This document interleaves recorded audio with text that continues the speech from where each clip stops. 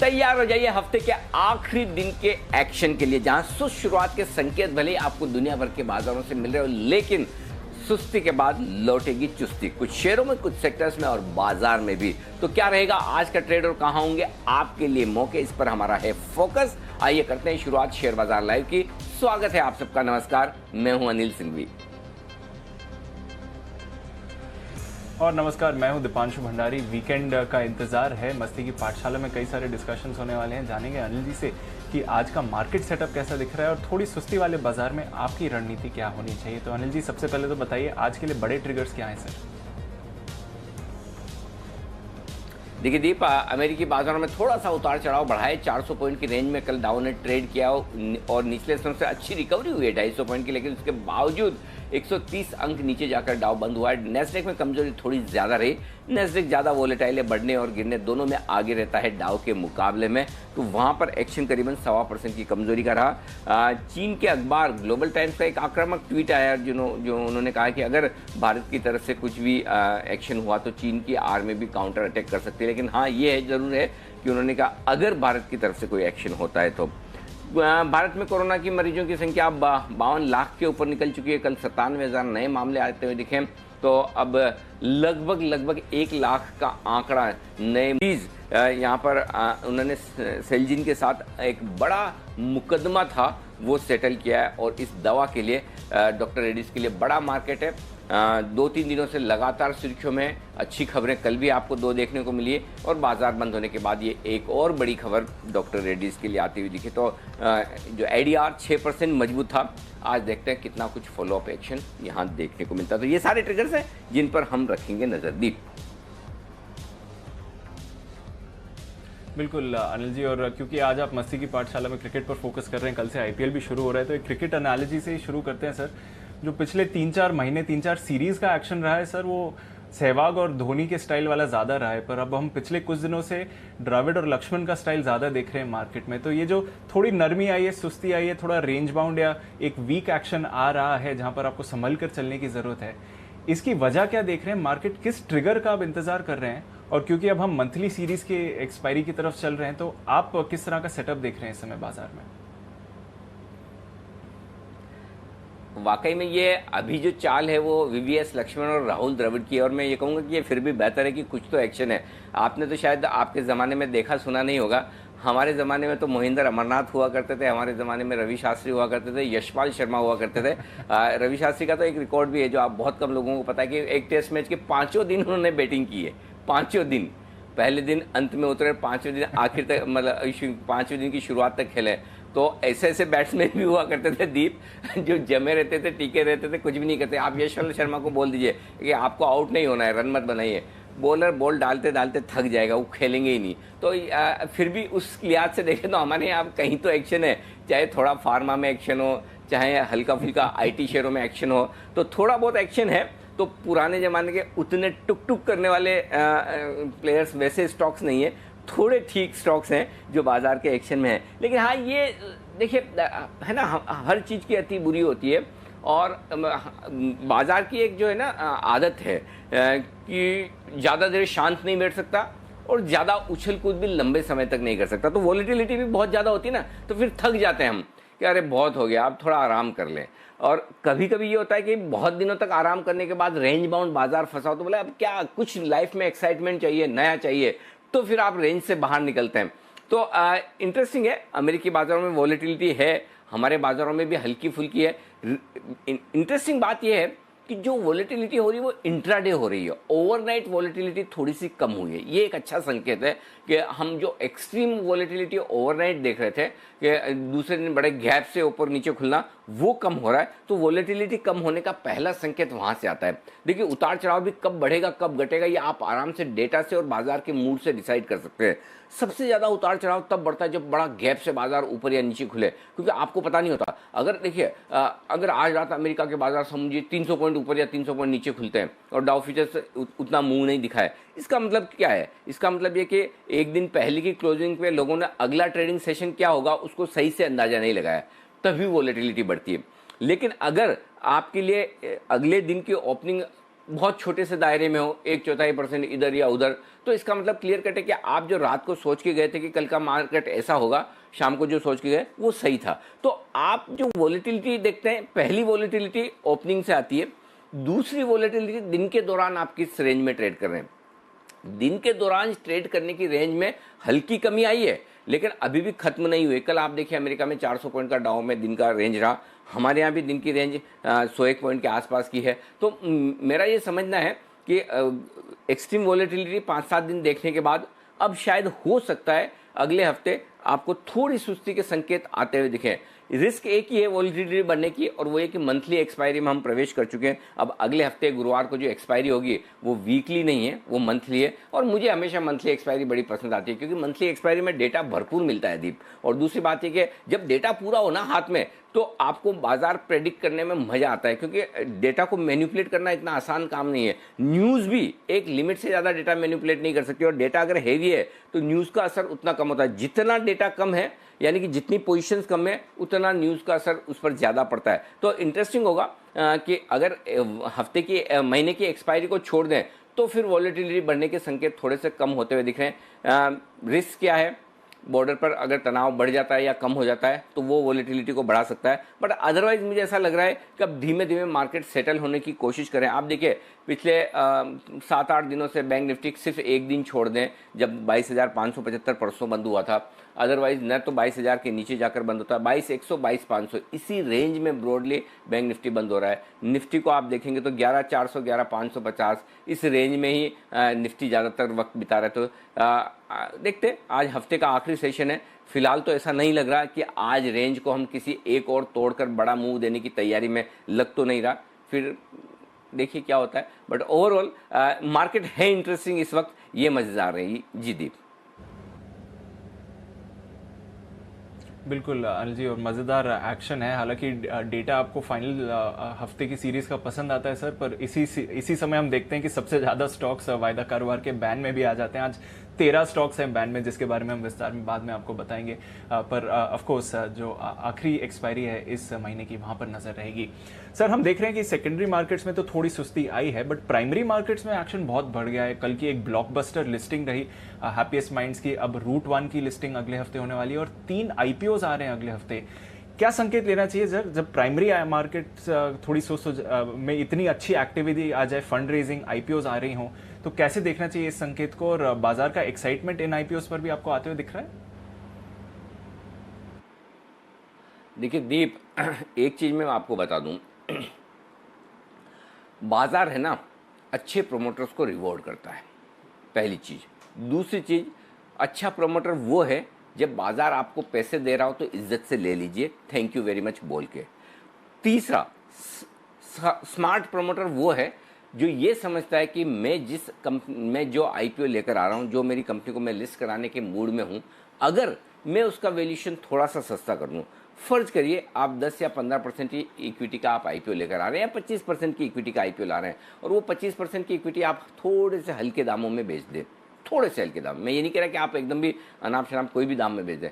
अगर कोई एक इन्वेस्टर है, उसको 20 से 25%, 15% की अपसाइड लिस्टिंग पर दिखती है, तो वो पैसा लगाने की सोचता है, करेक्ट। और अगर 20-25% की अपसाइड आप छोड़ देते हैं छोटी इक्विटी पे, तो आपकी जब लिस्टिंग होती तो इतनी धुआंधार और इतनी बढ़िया लिस्टिंग होती है कि आपकी बाकी 75% हिस्सेदारी जो है ना, उसका भी वैल्यूएशन बहुत तगड़ा कर देती है। ये समझदार प्रमोटर जो है वो ये ऐसा सोचते हैं, और मैं यही चीज़ देखने वाली है। आज हैप्पीएस्ट माइंड को देखिए, हर आदमी मानता है ना बहुत महंगा है, वैल्यूएशन के हिसाब से आप देखेंगे है महंगा है, अब है महंगा और महंगा रहेगा। क्यों? क्योंकि प्रोमोटर्स ने स्मार्टली काम किया है, उन्होंने प्राइसिंग इतनी बढ़िया की है कि अब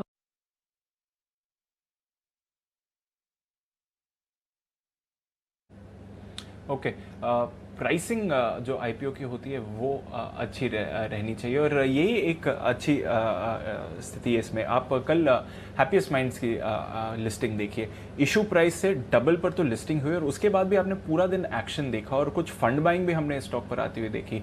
तो ऑलरेडी एक्साइटमेंट था, सब्सक्रिप्शन फिगर्स बहुत ज़्यादा थे और उसके बाद आपने लिस्टिंग के बाद डबल होने के बाद भी आपने फ्रेश खरीदारी इस स्टॉक में देखी। तो कहीं ना कहीं मार्केट्स पर इंटरेस्ट काफ़ी ज़्यादा है जहां तक आईपीओ मार्केट्स का सवाल है, और इसलिए आप देख रहे हैं कि अच्छी लिस्टिंग गेन्स के बाद भी अगर कुछ लोगों ने मुनाफा बुकिंग कर लिया तो फंड्स आ रहे हैं खरीदारी करने के लिए, और ये दिखा रहा है कि मार्केट में कितना स्ट्रेंथ है। तो सर ये जो प्राइसिंग, अट्रैक्टिव प्राइसिंग वाले आप बात समझा रहे थे, उस पर थोड़ा डिटेल में समझाइए सर। तो दीप, बात यही है कि ज़्यादा समझदार प्रमोटर वो है जो आईपीओ को सही प्राइस पर करे। और अब एक बार दमदार लिस्टिंग होने के बाद है ना, क्वेश्चन बहुत हो जाए। सपोज मुझे हैप्पीएस्ट माइंड के आईपीओ में अलॉटमेंट मिला, अब अगर 370 वाला 300 हो भी जाता है तब भी मेरी कॉस्टिंग 166 की है, तो एक जो सप्लाई होती ना इमीडिएटली, एक्सेप्ट उन लोगों की जिन्हें पहले दिन पहले घंटे में बेचना है, वो तो फर्स्ट डे फर्स्ट शो वाला मामला है, वो तो हैंड्स बदल ही लेते हैं, उनकी तो बात खत्म। और जिन फंड्स को लंबे समय के लिए लेना है वो ये नहीं सोचते कि मेरे को 300 में लेना है, 350 में लेना है या 450 में लेना है। जो फंड्स 1000 का 800 का टारगेट लेकर चलते हैं वो तो पहले घंटे में लेते हैं। मैं आपको एक इंटरेस्टिंग किस्सा सुनाना चाहता हूँ। एक बहुत जाने माने फंड मैनेजर हैं, उनको मैंने पूछा, और आमतौर पर वो लिस्टिंग के दिन उनका फंड बड़ा एग्रेसिवली शेयर खरीदता है आईपीओ के, जो आईपीओ की कंपनियां उन्हें पसंद हो। तो मैंने उनको पूछा कि मैंने कहा आप इतना एग्रेसिवली क्यों लेते हैं कि स्टॉक डबल हो जाता है, आराम से धीरे धीरे लीजिए ना, जरूरी क्या कि आप पहले दिन पहले घंटे में आप सारा शेयर खरीद लें, पूरी तो जिंदगी पड़ी है, अक्यूमुलेट कीजिए। उन्होंने बहुत एक स्मार्ट आंसर दिया और बहुत वो इंटरेस्टिंग है। उनका ये कहना था कि जो वॉल्यूम आईपीओ में लिस्टिंग के दिन होता है, पहले दिन डिलीवरी वॉल्यूम, वो वॉल्यूम वापस कभी नहीं होता, पहली चीज़।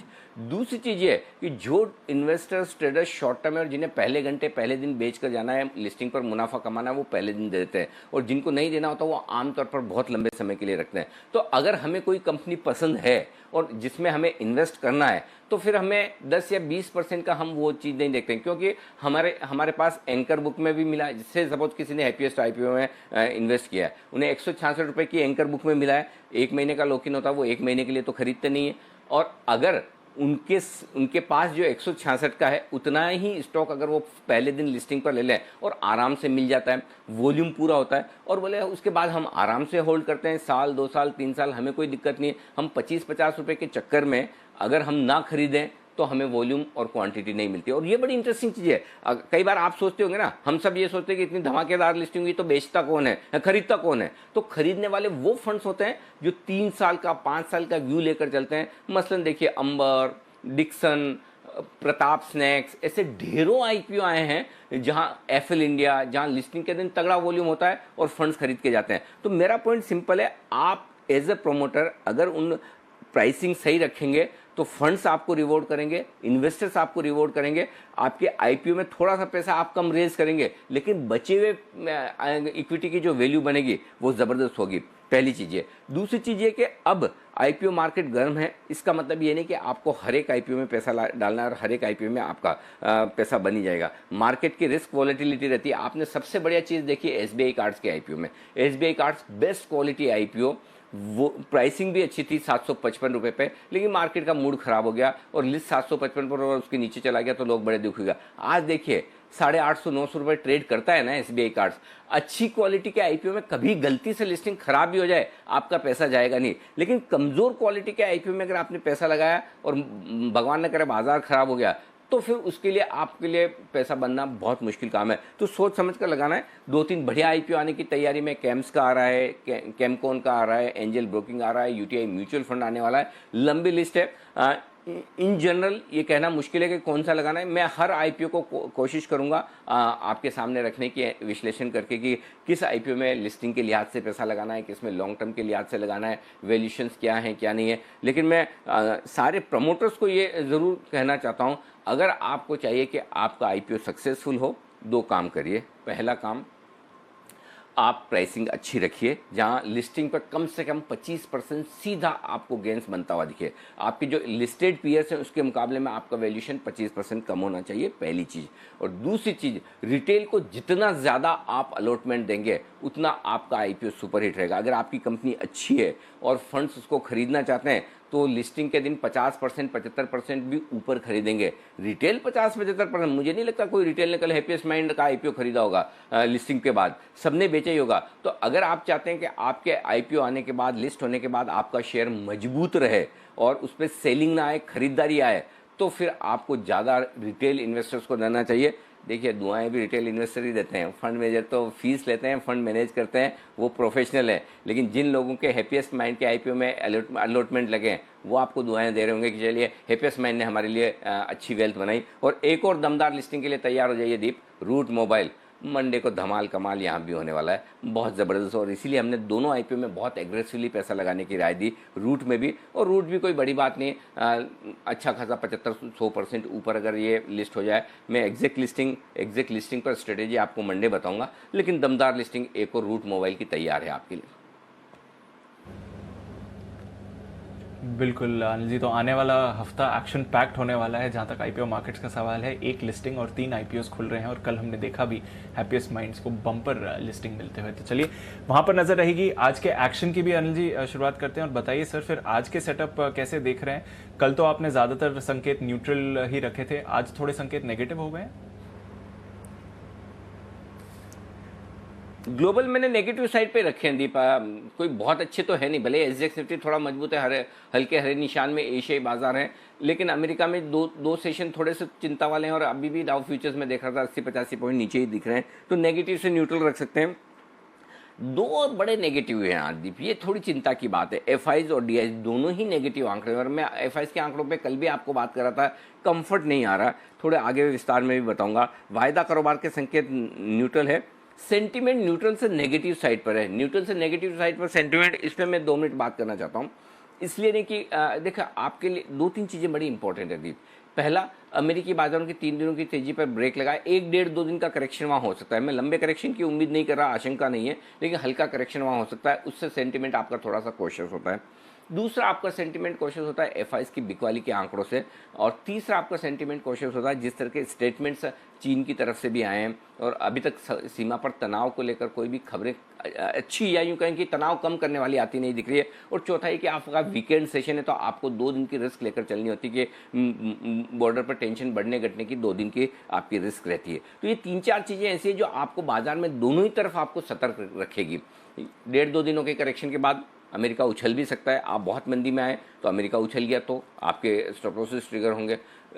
चीन के साथ तनाव की खबरें आ रही है, बढ़ गई घट गई तो भी उस पर वापस से आपको अलर्ट रहना है। तो चीज़ें ये कि ढेर सारे आपके पास ट्रिगर्स है, उसके बाद 2 दिनों के छुट्टी है, वीकेंड है। तो मेरा पॉइंट यही है कि जो इस हफ्ते की हमने स्ट्रेटेजी रखी ना शुरू से, वही रखनी है, इसमें बदलाव नहीं करना है। Hope for the best, prepare for the best. Position उतनी बनानी जितनी आप ये सोच के चलें कि मेरे अगेंस्ट जाए तो चलेगा। और इन सब के बीच में बाजार की स्क्रीन कमज़ोर नहीं है, ये पॉजिटिव साइड पर कि स्क्रीन कमज़ोर नहीं है, टेक्निकली बाजार स्ट्रांग है। तो मजबूती और कमज़ोरी की दोनों तरफ के तगड़े आर्ग्यूमेंट के बीच में आपको ट्रेड करना है। तो अब आप ये ट्रेड तभी कर पाएंगे जब आप एक कॉन्ट्रा ट्रेड लेने की कोशिश करेंगे और आप कम ट्रेड करेंगे और स्ट्रिक्ट स्टॉप लॉस को फॉलो करेंगे। तो मेरा पॉइंट सिंपल है, ना आपको एग्रेसिवली बुलिश होना है, ना आपको एग्रेसिवली बेरिश होना है, आपको रियलिस्टिक रहते हुए बहुत बैलेंस ट्रेड करना है। और ये समझ कर करना है कि मेरा ट्रेड मेरे अगेंस्ट जा सकता है। ये अगर आप ध्यान में रखे करेंगे तो होगा। अब कल की वॉलेटिलिटी से काफ़ी लोग परेशान हुए, अरे ये क्या, अरे भाई इतनी एक्सपायरी के बाद, इतने हफ्तों के बाद, तो कल एक्सपायरी के दिन के जैसे बड़े वॉलेटिलिटी के मूव माने जाते हैं उसमें का थोड़ा सा देखने को मिला, वो भी बहुत ज़्यादा नहीं था। अगर आप ये सोचेंगे बाजार बिल्कुल ही एकदम ठंडा ही पड़ा रहे, ऐसा तो हो नहीं सकता। तो वॉलेटिलिटी रहेगी और आपको ट्रेड थोड़ा सेंसिबली करना है, ये ध्यान में रखिएगा। जी दीप। बिल्कुल, तो वॉलेटिलिटी रहेगी, थोड़ा सेंसिबली ट्रेड करना है। और आज के संकेतों को भी देखें तो थोड़ा ऊपर नीचे का ट्रेड हो सकता है, पर देखते हैं किस तरह का एक्शन रहेगा। रेंज क्या फिर निकल कर आ रही है सर, किन लेवल्स पर हमें आज के लिए ध्यान देना चाहिए? 11,425 11,475 दीप आज के लिए आपके लिए सपोर्ट जोन है। 11,550 11,625 ये ऊपरी रेंज है जिस पर आपको फोकस करना है। बैंक निफ्टी 22,075 22,225 दिन का सपोर्ट रेंज है।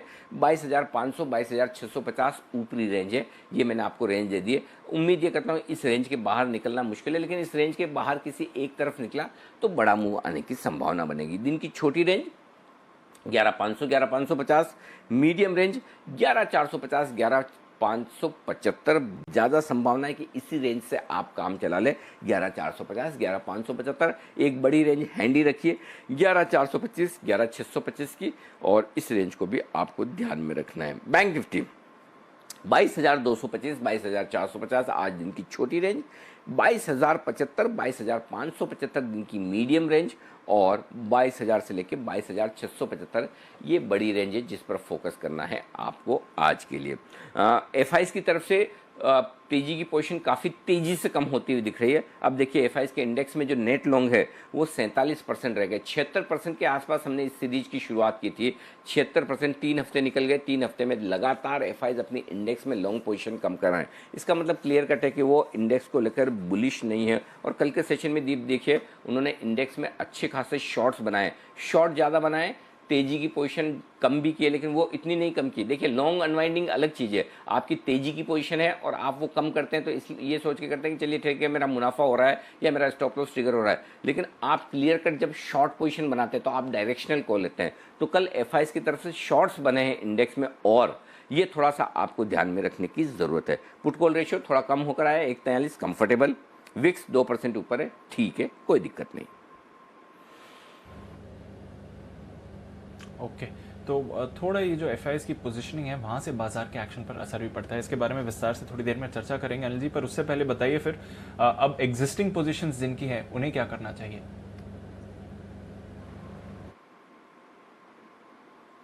देखिए 11,425 ये आपके लिए राय है स्टॉप लॉस लगाने की निफ्टी पर इंट्राडे और क्लोजिंग बेसिस दोनों पर ही। लगभग 100 पॉइंट की रिस्क समझ लीजिए।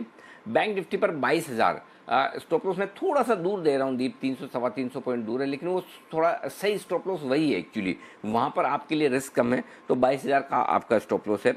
शॉर्ट पोजीशन के लिए स्टॉप लॉस क्लियर कट है, वेल डिफाइंड कल वाला ही है।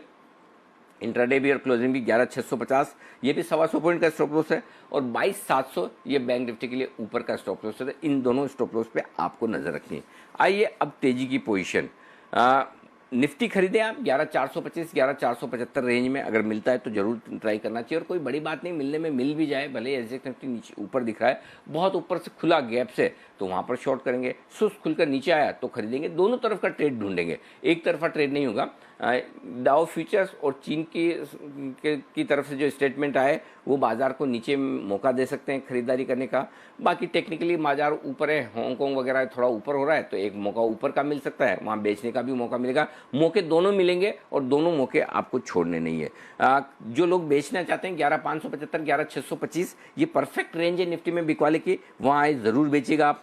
और 11,650 का स्टॉप लॉस है, 11,525 11,500 और 11,475 ये वो रेंज है जिसके लिए आपको बिकवाली करनी है। आइए बैंक निफ्टी खरीदारी करिए आप 22,075 22,225 परफेक्ट बाय जोन है। अब इसमें टुकड़ों में ले सकते हैं आप, 22,225 पे ले लीजिए, थोड़ा 22,100 पे ले लीजिए, 22,050-75 पे और ले सकते हैं। 22,000 स्टॉप लॉस वेल डिफाइंड है, क्लियर कट। 22,325 22,450 22,500 575 और 650 लेवल मैंने ढेर सारे दिए आज, लेकिन लेवल्स की जो गैप है वो कम होती हुई दिखी। आपने देखा होगा हर रोज में 450 550 650 750 इस तरह से लेवल दे रहा था, लेकिन लेवल हटकर आ रहे हैं। अब थोड़े लेवल्स में गैप में रिडक्शन आ रहा है, गैप कम हो रहा है, तो मैं उस हिसाब से आपको दे रहा हूँ लेवल्स जो निकल कर आ रहे हैं। जो लोग शॉर्ट करना चाहते हैं दीप, अभी इसमें ना ट्रिकी हुई है कि शॉर्ट कहाँ करें।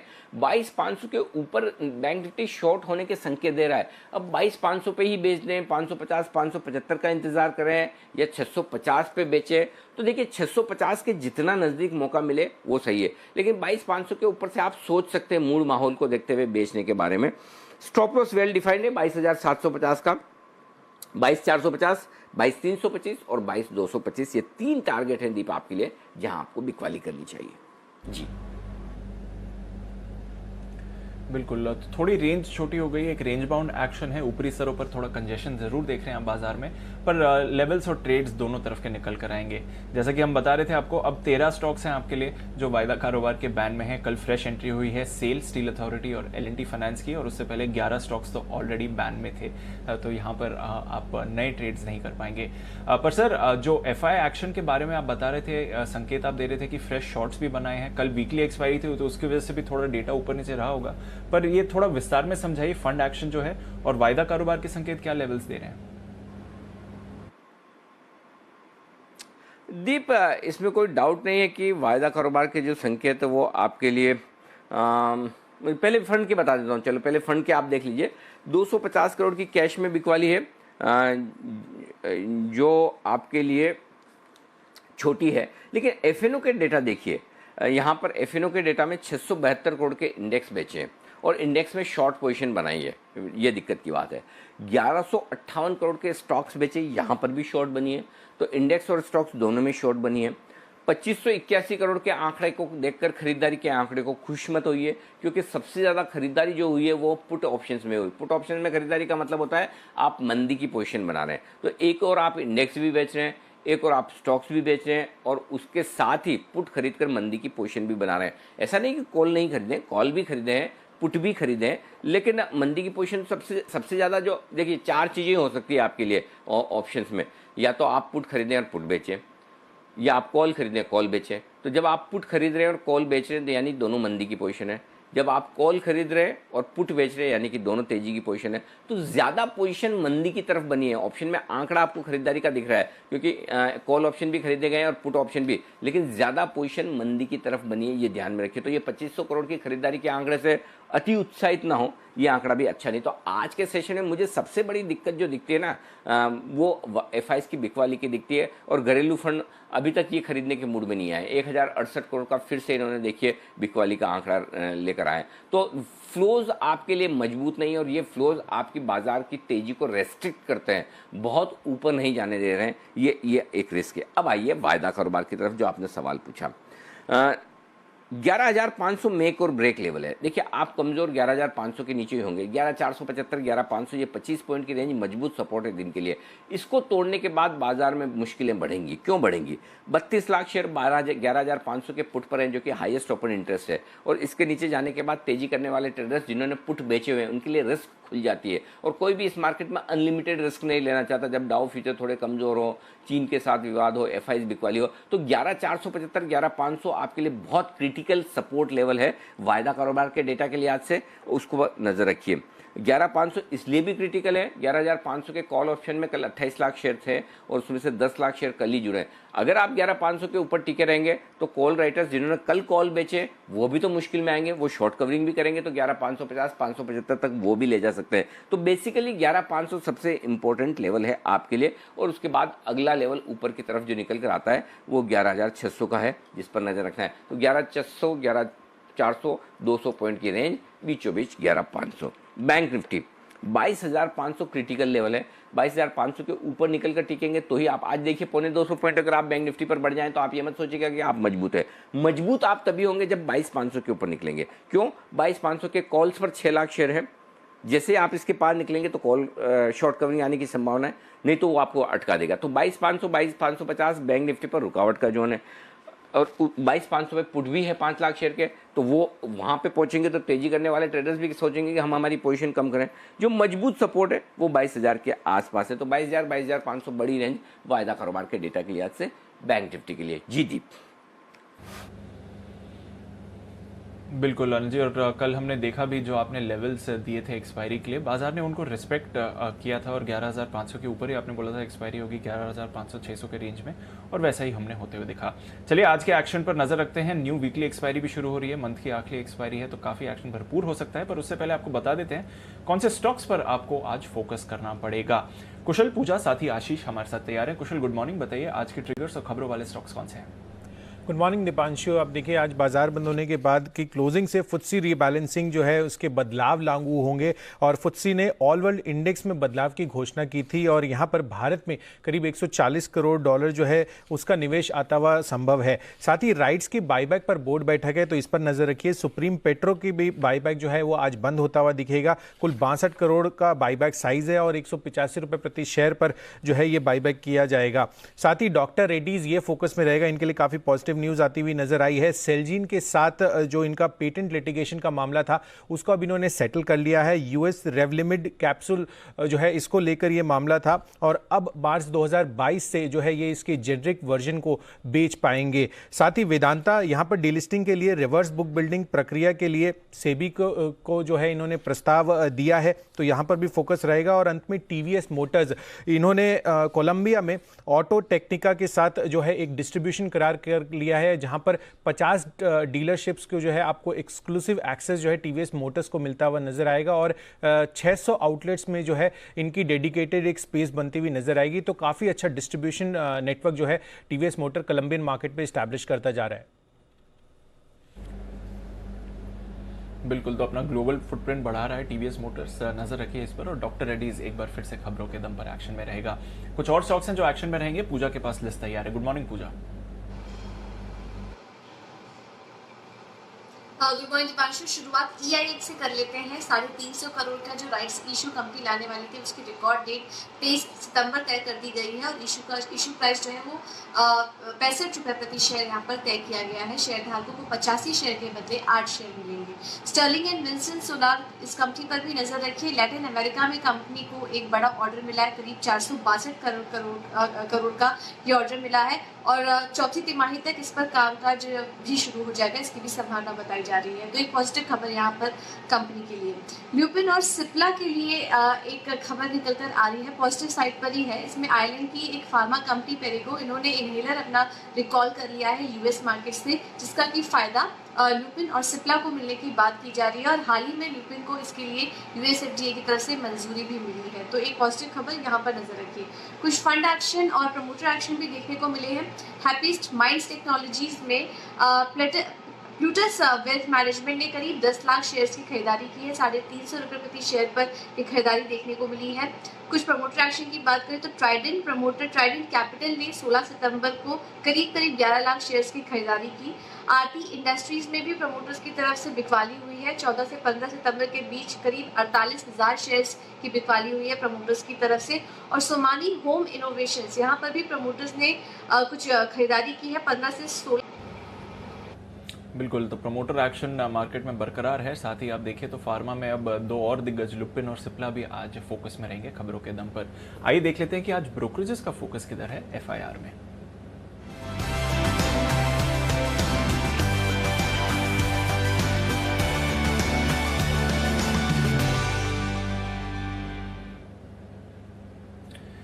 गुड मॉर्निंग आशीष। फार्मा पर तो आज बहुत सारी रिपोर्ट्स हैं, उनके बारे में भी बताइए और अन्य स्टॉक्स कौन से फोकस में रहेंगे उनके बारे में भी बताइए।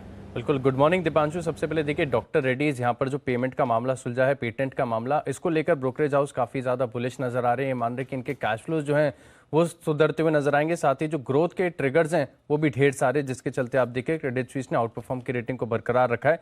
लक्ष्य 5100 से बढ़ाकर 5750 कर दिया है। HSBC भी बुलिश है, खरीदारी किराए को बरकरार रखा है। लक्ष्य 4625 से बढ़ाकर 5400 कर दिया है। 4825 जो है कल की क्लोजिंग है। सिटी भी बुलिश है, ये भी खरीदारी किराए दे रहे हैं करीब 5000 रुपए के लक्ष्य के लिए। इसके अलावा दूसरी रिपोर्ट्स हैं सिप्ला और लुपिन पर, और ये रिपोर्ट्स आई हैं एक जो आयरलैंड की कंपनी है, उन्होंने यूएस के बाजार में एक रेस्पिरेटरी ड्रग को रिकॉल किया है, जो पूजा आपको खबर बता रही थी। इसके बाद ब्रोकरेज हाउस की रिपोर्ट्स देखने को मिली और कहीं ना कहीं अगर आप देखें तो बुलिश रिपोर्ट्स नजर आ रही हैं, क्योंकि यहाँ पर देखिए लुपिन पर क्रेडिट स्विस ने तो न्यूट्रल की रेटिंग दी है, 930 रुपए का लक्ष्य दिया है। और साथ ही साथ अगर आप सिप्ला पर देखें तो यहाँ पर क्रेडिट स्विस ने आउट परफॉर्म की रेटिंग को बरकरार रखा है 835 रुपए के लक्ष्य के लिए। और ये कह रहे हैं कि कहीं ना कहीं आप देखें तो इस खबर का फायदा होते हुए नजर आएगा। HUL पर रिपोर्ट है जेफरीज की खरीदारी किराए को बरकरार रखा है 2650 रुपए के लक्ष्य के लिए। 2128 कल की क्लोजिंग है और ये मान रहे कि कारोबार जो है पूरी तरीके से प्री कोविड स्तर पर आ गया है, जिसके चलते स्टॉक पर बुलिश हैं। आखिरी रिपोर्ट है आज के लिए भारतीय एयरटेल पर मैक्वायरी की रिपोर्ट है, आउट परफॉर्म की रेटिंग को बरकरार रखा है 700 रुपए के लक्ष्य के लिए। और ये कह रहे कि ARPUs में अच्छी बढ़त के संकेत सामने आ रहे हैं, जिसके चलते इस स्टॉक पर बुलिश है। तो ये है वो तमाम रिपोर्ट्स जिन पर आज रहेगा एक्शन। करते हैं शुरुआत एक्शन की पिक ऑफ द डे के साथ।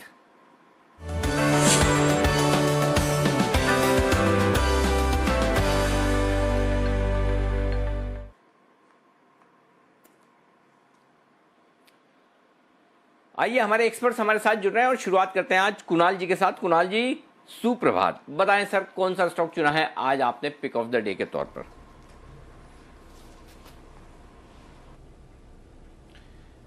सुप्रभात अनिल जी, सुप्रभात दीपांशु। अनिल जी, मेरी खरीदारी की राय है और खरीदना है दिग्गज रिलायंस में, जिसमें हमने 2-3 दिनों का कंसोलिडेशन पूरा होते हुए देखा है। मुझे लगता है कि मान लीजिए रिलायंस में आपको हल्की फुल्की गिरावट देखने को मिले तो रिलायंस को बिल्कुल बाय करके चले। मुझे लगता है कि रिलायंस में आपको बड़ी तेजी देखने को मिलेगी। पहले भी इस पर कई बार मैंने और राकेश जी ने मिलकर के खरीदारी की राय दी है और अभी भी अनिल जी इसमें खरीदना चाहिए। मुझे लगता है कि रिलायंस बाजार को लीड करता रहेगा, तो मौजूदा स्तरों पर बाय करें। यहां पर एक स्टॉप लॉस रखना है 2225, 2225 का स्टॉप लॉस रखें।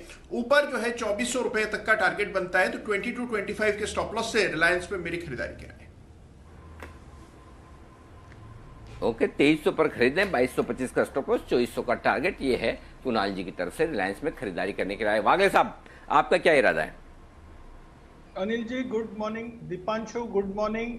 अनिल जी, मेरा डॉक्टर रेड्डी खरीदने का इरादा है। मैंने कल ऑलरेडी 2 बार ये कवर किया है, लेकिन ऐसे कुछ चीजें जो मेरे समझ में आई है कल मार्केट के बाद जब मैं स्कैनिंग कर रहा था। कल डॉक्टर रेड्डीज में हाईएस्ट पॉइंट पे क्लोज हुआ, एक बात। सेकेंडली, अभी तक हिस्ट्री में इसके दिन के हाईएस्ट वॉल्यूम्स कल डॉक्टर रेड्डी में रिकॉर्ड हुए। अभी तक कहीं पे भी इतने वॉल्यूम्स नहीं हुए। कुछ 8-8.5 लाख कैश की मैं बात कर रहा हूँ। मार्केट कल 120 पॉइंट टॉप से, परसों के टॉप से कल तक 100 पॉइंट या 120 पॉइंट नीचे था। तो ऐसा नहीं कि market one way euphoric mood में था। और ऐसे में जब एक हाथ स्टॉक इतना बड़ा ब्रेकआउट देता है, स्विंग हाई का जो 4760 की मैं बात कर रहा था कल, वो हो रहा है, तो मेरे को डॉक्टर रेड्डी में वन वे मूव दिखती है। यहां से भी मैंने आज के लिए ट्रेडिंग टारगेट दिए हैं 4950, 4827 का बंद है मेरा, 4770 का स्टॉप लॉस होगा और 4950 तक के टारगेट देख रहा हूं। लेकिन आप 3 से 6 महीने लेंगे तो 5500 का टारगेट है। 1 साल या 12 से 18 महीने लेंगे, मैं तो समझता हूं ये 6 और 6500 के बीच में जाना चाहिए। ओहो, क्या बात है, गजब। तो चलिए, तो बड़े बड़े टारगेट्स आते हुए दिख रहे हैं डॉक्टर रेड्डीज के लिए। 4950 का टारगेट आज कल के लिए, लेकिन 5500, 6500 के टारगेट भी इन्वेस्टर्स के लिए। तो इन्वेस्टर्स को जल्दबाजी नहीं करनी है डॉक्टर रेड्डीज में मुनाफा वसूल करने की। आइए, बंसल जी भी हमारे साथ जुड़ चुके हैं। Bansal ji good morning, Friday morning को स्वागत है आपका। बताएं सर, मिजाज कैसे हैं आपके, और साथ ही आपका पिक ऑफ द डे कुछ काम किया या फ्राइडे मूड में? Good morning Anil ji, good morning Deepanshu. Anil ji, पहले तो मेरी आपसे और व्यूअर्स से विनती है कि मेरे को मेरी येलो टी शर्ट के लिए ट्रोल ना किया जाए, कोई टिप्पणी ना की जाए, क्योंकि कल मैंने आपको येलो पहनने से विनती करी थी कि ना पहने, तो येलो कलर को भूल जाएं, वो कल की बात थी। आज एक नया दिन है, आज मस्ती की पाठशाला है। बिल्कुल अनिल जी काम करा है, और मेरा वो स्टॉक है जिससे हमारे भागले जी का पुराना नाता है, बढ़िया नाता है, और स्टॉक है बीपीसीएल। छोटा सा स्टॉप लॉस 411 रुपए, 411 का स्टॉप लॉस है। 428 के टारगेट के लिए भारत पेट्रोलियम पे खरीदारी की राय है।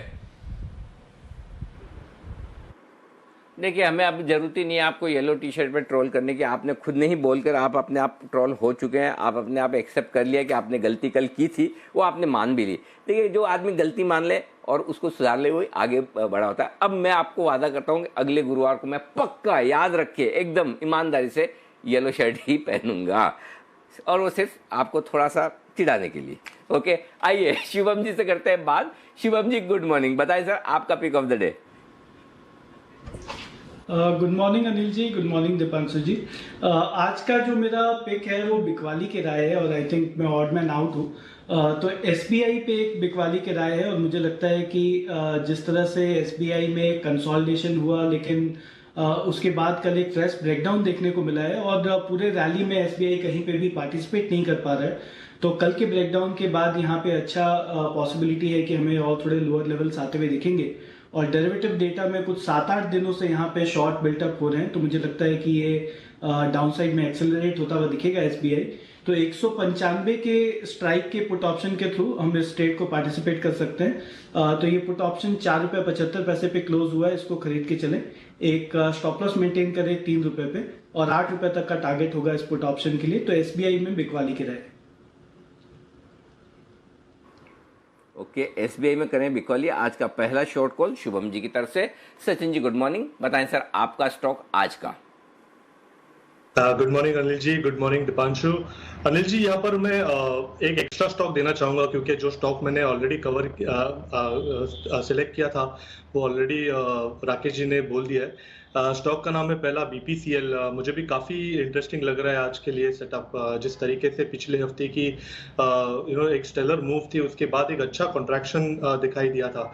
अगर हम डेली चार्ट्स पे देखें तो वहाँ पर एक ladder bottom kind of formation है, जो यही इस्टेब्लिश कर रहा है कि अराउंड 420 ये अगर लेवल निकल जाता है तो स्टॉक में बहुत बड़ा मोमेंटम आ सकता है।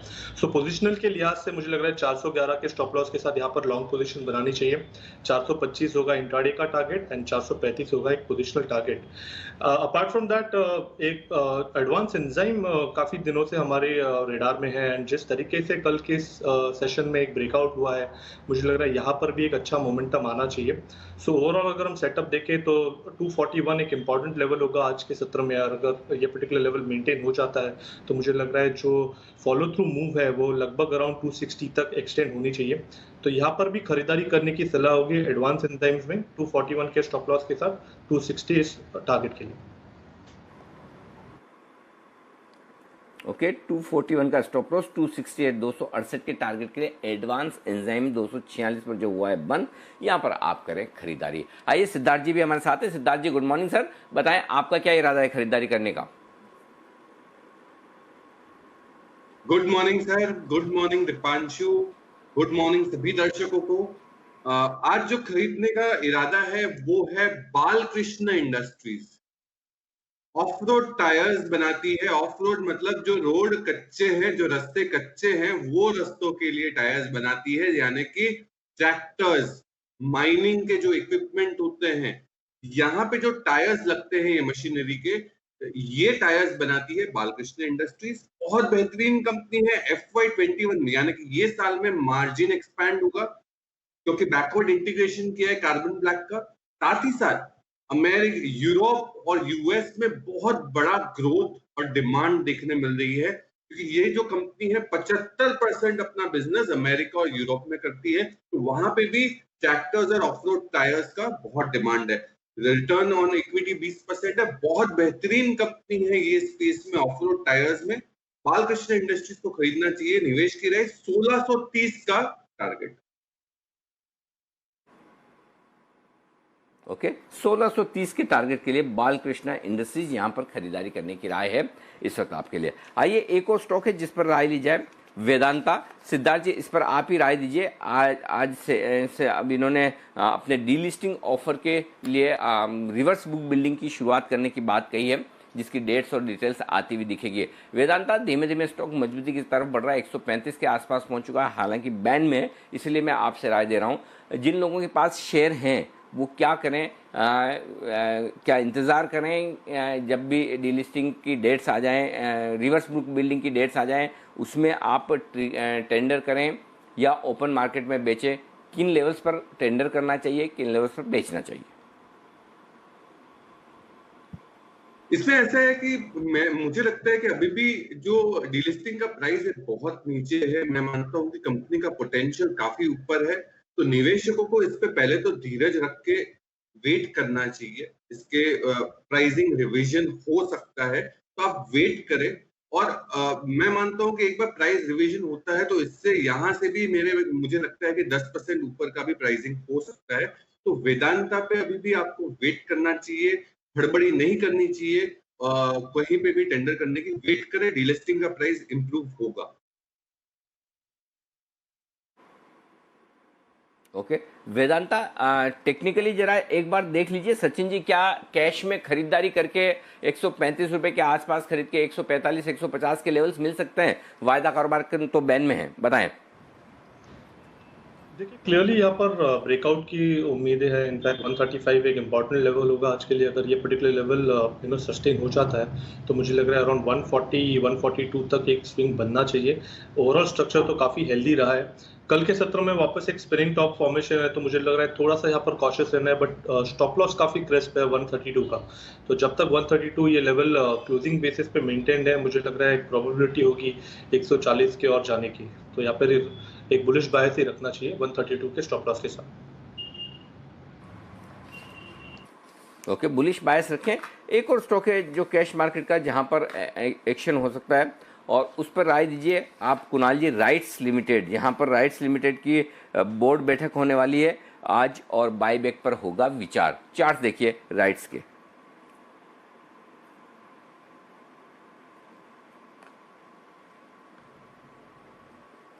दायरे का कारोबार है। बड़ा सपोर्ट चार्ट पर 240 रुपए के आसपास है, उससे नीचे जाने की संभावना कम दिखती है, लेकिन मुझे अपसाइड भी बहुत ज्यादा नहीं दिखता है। तो मुझे लगता है देखिए जब तक ये स्टॉक 270 के लेवल्स को पार न कर ले तब तक इसमें कोई नया ब्रेकआउट नहीं होगा। तो 270 से 240 के रेंज में ही स्टॉक कंसोलिडेट करेगा।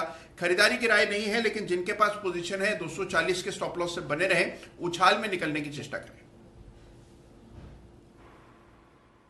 ओके, उछाल में बिकवाली करें, 240 के स्टॉप लॉस से बने रहें, ये आपके लिए ज़्यादा बढ़िया होगा। सुमित बगड़िया साहब भी हमारे साथ हो चुके हैं कार्यक्रम में शामिल, और आइए सुमित जी से भी ले लें उनका पसंदीदा शेयर आज के लिए। सुमित जी बताइए। Good morning. Good morning Anil ji. आज का स्टॉक जो रडार पे है वो है इरकॉन इंटरनेशनल। इरकॉन इंटरनेशनल ने कल चार्ट्स के ऊपर एक अच्छा अपसाइड मूव दिखाया है। इरकॉन में लोअर लेवल्स पे सपोर्ट है। मेरे को ऐसा लग रहा है कि इरकॉन के अंदर यहाँ से एक अच्छा अपसाइड मूव देखने को मिलना चाहिए, जिसमें ऊपर में 95 रुपए से लेकर 99 रुपए तक का अपसाइड मूव देखने को मिल सकता है। तो इरकॉन के अंदर खरीदारी करके चलने का सलाह रहेगा। स्टॉक के अंदर जो नीचे में सपोर्ट है 83, 82, 83 के आसपास है, तो 83 का स्टॉप लॉस लगा के इरकॉन में लॉन्ग पोजीशन इनिशिएट करें। 95 रुपए से लेकर 99 रुपए तक का अपसाइड मूव देखने को मिल सकता है।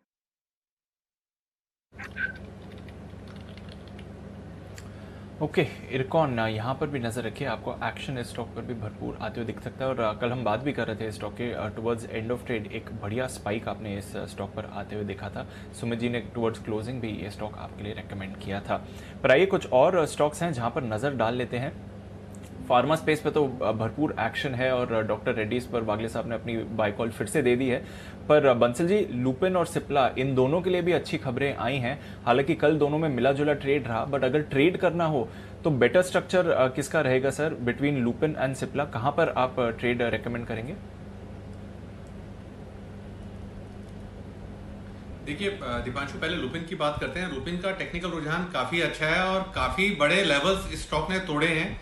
तो लुपिन तो क्लियरली बाय ऑन डिक्लाइन वाला स्टॉक है। इन स्तरों पर करेक्शन पे बाय करना चाहिए और जिन स्तरों पे दीपांशु चल रहा है 1037 के अराउंड चल रहा है, 1040 के ऊपर सस्टेन करेगा तो काफी बड़ा मोमेंटम यहाँ पे देखने को मिलेगा। तो इसको तो बिल्कुल मिस नहीं करना है। 1040 के ऊपर सस्टेन करेगा तो 100 रुपीज का अपमूव यहाँ पे देखने को मिलेगा।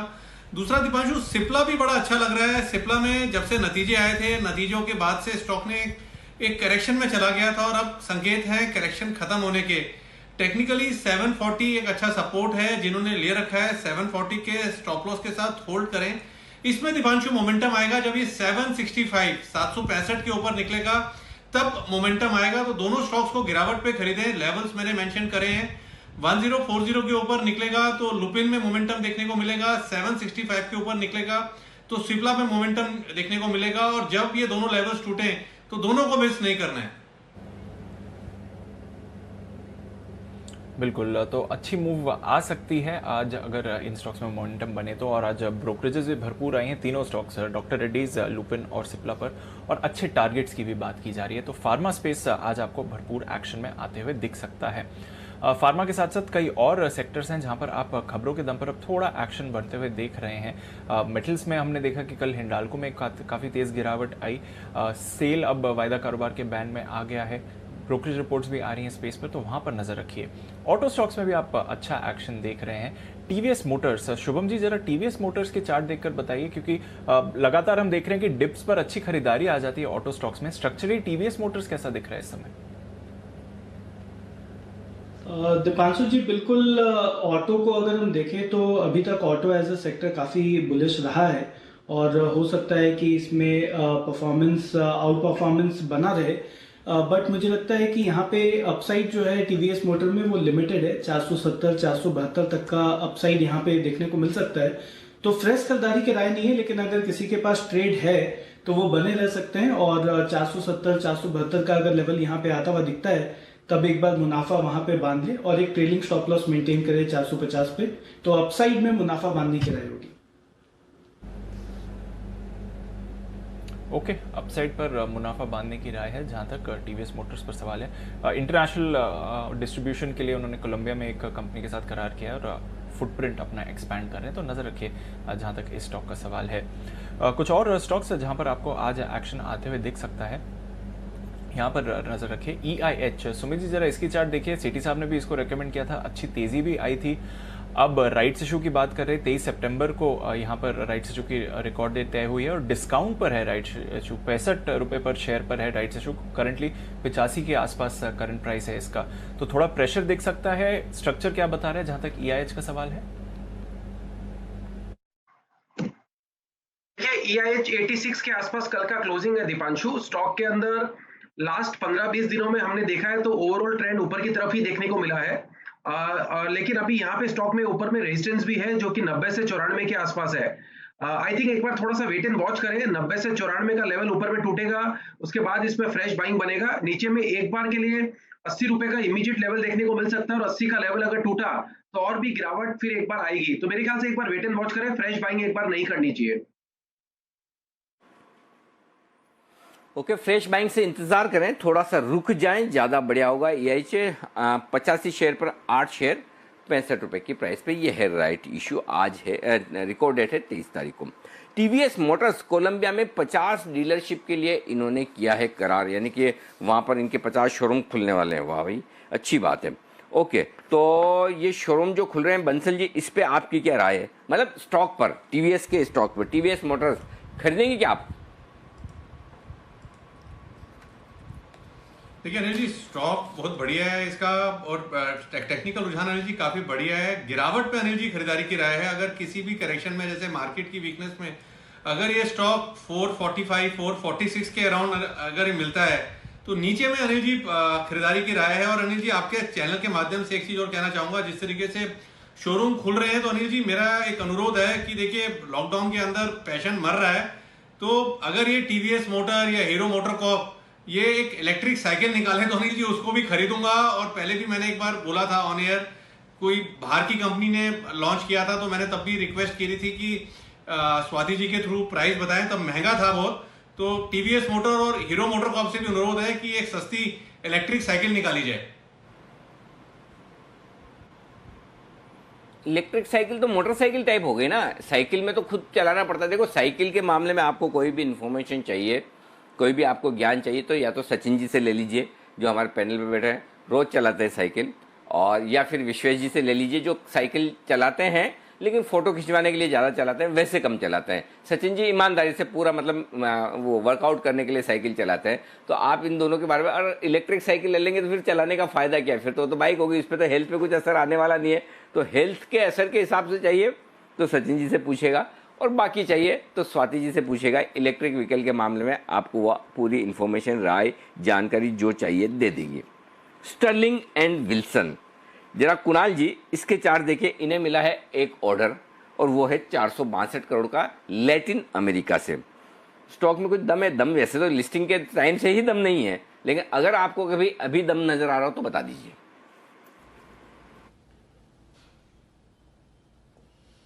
नहीं जी, देखिए चार्ट तो कमजोर है, इसमें कोई दो राय नहीं है। एक सपोर्ट है जो कि 208 रुपए के आसपास नजर आता है, 223 रुपए का भाव है। 208 का लेवल भी अगर स्टॉक ने तोड़ दिया तो मुझे लगता है अनिल जी यहाँ पर 190 रुपए तक के लेवल्स देखने को मिलेंगे। तो मेरी राय में तो बिल्कुल अनिल जी उछाल का इस्तेमाल निकलने के लिए करना चाहिए। मान लीजिए ऑर्डर विन की खबर पर थोड़ा बढ़ जाए तो उछाल में निकले स्टॉक से, 209 के नीचे इसको बिल्कुल होल्ड ना करें। अच्छा सिद्धार्थ जी, एक स्टॉक पर आपसे राय लेना चाहता हूँ, वो है आरती इंडस्ट्रीज। यहाँ पर लगातार हर रोज प्रमोटर्स की तरफ से बिकवाली का आंकड़ा आता है, थोड़ा थोड़ा बेचते रहते हैं। अभी भी आया है कि 14-15 सितंबर को उन्होंने 48,000 शेयर बेचे हैं। क्या करें? जिन लोगों के पास है, कभी कभी वो डर लगता है कि भाई अगर प्रोमोटर बेचे तो हम क्यों खरीदें, तो क्या जिन लोगों के पास है वो बेचकर निकल जाएं या डरने की जरूरत नहीं है? देखिए, मुझे नहीं लगता है कि इसमें कोई घबराने वाली बात है, क्योंकि एक रोटेशनल प्रोसेस होता है और बहुत बड़ी क्वांटिटी है नहीं, तो इसमें घबराने वाली बात नहीं है। हम लोग यहाँ पे फुल्ली बायर है आरती इंडस्ट्रीज पे, हमारा अभी भी टारगेट बरकरार है 1200 रुपए का। और जिस हिसाब से केमिकल स्पेस में रुझान है, आरती इंडस्ट्रीज बेंजीन बेस्ड केमिकल में लीडर है, तो इसमें घबराने की कोई बात नहीं है। और छोटी बड़ी अगर बिकवाली होती है तो उसमें से मैं नहीं मानता हूँ कि ज्यादा इन्फर करना चाहिए। जरूर खरीदारी करें 1200 रुपए के टारगेट। ठीक है सर, आपने बोल दिया तो फिर चिंता की बात नहीं।